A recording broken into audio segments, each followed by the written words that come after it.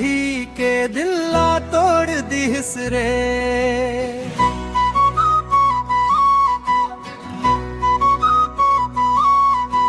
सपना सब दिखा के अकेला छोड़ दिस रे।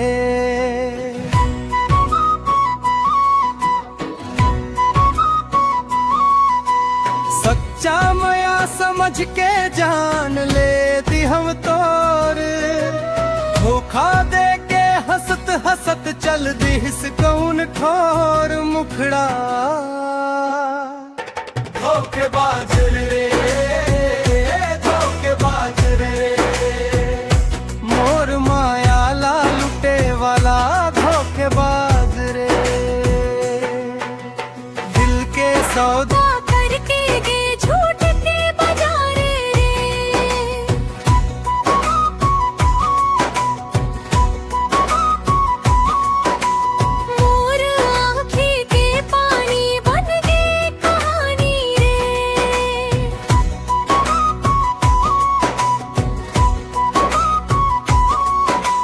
मोबाइल मन मोर आजू भलो बंद रे।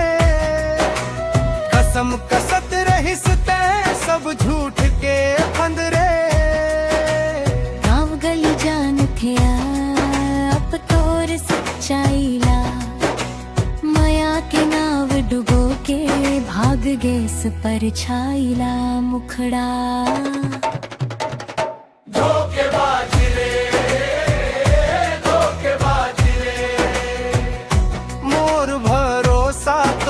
के बन गए गुनहगार रे।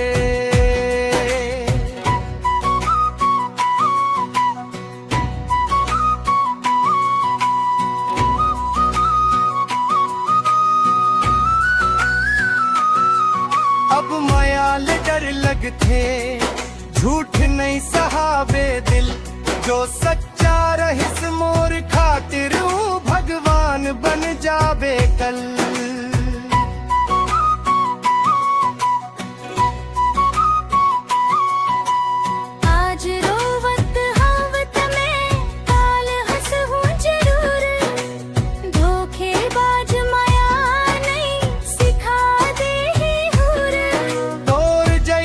झूठा नहीं आबे मोर जिंदगी मन, सच्चाई संग जी हूँ अपन माटी रंगी मन।